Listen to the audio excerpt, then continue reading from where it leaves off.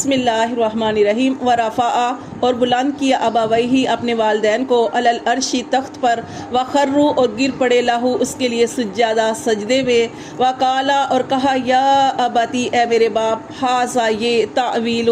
تعویل ہے رؤیا یا میرے خواب کی، من قبل جو اس سے پہلے میں نے دیکھا تھا، کا تحقیق جعلہ بنایا اس کو ربی میرے رب نے، حقا سچا، وقد اور تحقیق احسنا احسان کیا بھی مجھ پر، اس اخرجانی کہ مجھے نکالا من السجنی جیل سے۔ دیکھیں یہ کتنی بڑی بات ہے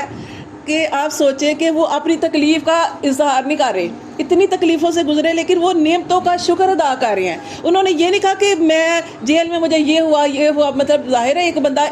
جو شہانہ گھر میں رہ رہا ہوتا ہے لیکن اس کو جب جیل میں ڈالا جاتا ہے تو کتنی تکلیفیں آتی ہیں، لیکن انہوں نے یہ ذکر نہیں کیا بلکہ اپنے رب کا شکر ادا کیا نعمتوں پر۔ انہوں نے کہا کہ میرے رب نے مجھ پر احسان کیا جب اس نے مجھے جیل سے نکالا، وَجَاءَ بِكُم مِّنَ الْبَدْوِ اور تم سب کو لے کے آیا گاؤں سے، یہ گاؤں میں رہتے تھے، گاؤں سے لے کے آیا، مِن بعد اس کے بعد ان نزغا اور یہ کہ پھسلایا شیطان نے، یا شیطان نے پھوٹ ڈلوائی تھی، بینی میرے درمیان، و بین اخواتی میرے بھائیوں کے درمیان، اپنے بھائیوں کو بالکل ہی نکال دیا اس چیز سے کہ انہوں نے مجھے کوئی تکلیف دی ہے۔ انہوں نے کہا کہ یہ سارا کام کس نے کروایا؟ یہ شیطان نے کروایا اپنے بھائی، تاکہ میرے بھائی مزید شرمندہ نہ ہو۔ انہوں نے کہا کہ یہ سارا کچھ جو پھوٹ ڈلوائی تھی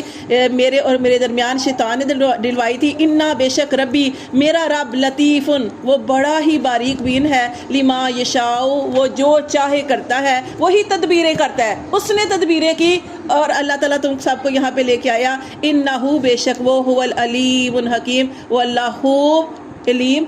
خوب جاننے والا اور خوب حکمت والا ہے۔ صدق اللہ العظیم۔